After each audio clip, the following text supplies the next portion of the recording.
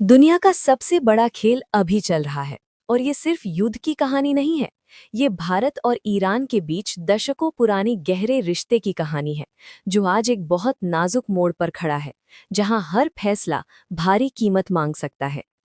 फरवरी 2026 में अमेरिका और इजरायल ने मिलकर ईरान पर बड़ा हमला किया, जिसमें ईरान के supreme leader Ayatollah Ali Khamenei की मौत हो गई। पूरा पश्चिम एशिया आग की लपटों में है और हॉर्मुज जलडमरू मध्य स्ट्रेट ऑफ हॉर्मुज में अफरा तफरी मची हुई है। भारत के करीब 22 जहाज, जिनमें क्रूड ऑयल, एलपीजी और एलएनजी वाले शामिल हैं, और सैकड़ों भारतीय नाविक वहां फंसे हुए हैं, क्योंकि ईरान ने ज्यादातर कमर्शियल शिपिंग पर सख्त कंट्रोल या ब्लॉकेज लगा दिया है।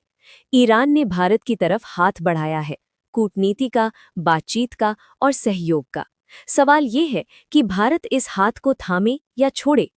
12 मार्च 2026 को पीएम नरेंद्र मोदी ने ईरान के राष्ट्रपति मसूद पेजेशकियान से फोन पर बात की।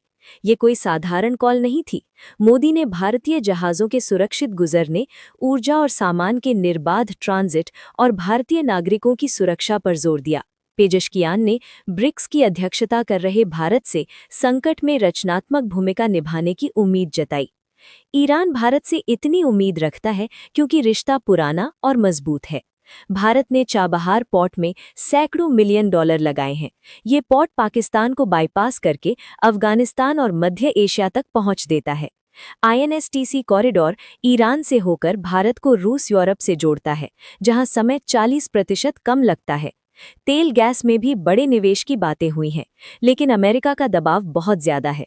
यूएस इजरायल हमलों के बाद चाबहार पर प्रतिबंध लगे, भारत ने अपनी कुछ कमिटमेंट्स कम की और अब अप्रैल 2026 की डेडलाइन नजदीक है। ईरान ने कुछ भारतीय जहाज़ों को सेफ पास दिया है, जो एक सकारात्मक संकेत है। वो भारत को अभी भी महत्वपूर्ण साझेदार मानता है।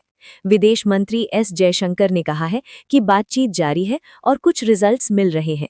कोई ब्लैंकेट अरेंजमेंट नहीं, लेकिन डायलॉग से राहत मिल रही है। एक तरफ अमेरिका का 25% एक्स्ट्रा टैरिफ और ट्रेड डील का दबाव है, दूसरी तरफ ईरान ब्रिक्स में सपोर्ट चाहता है। अगर भारत पीछे हटा तो चीन चाबहार और ईरान में जगह भर लेगा। उसका 25 साल का $400 बिलियन का समझौता तैयार है। भारत की रणनीतिक चुप्पी, हमले की खुली निंदा न करना, ने ईरान को संदेश दिया कि रिश्ता टूटा नहीं है, लेकिन अमेरिका इजरायल से भी दूरी नहीं बनाई। घर में विपक्ष सवाल उठा रहा है, लेकिन सरकार प्रैक्टिकल कूटनीति पर टिकी है।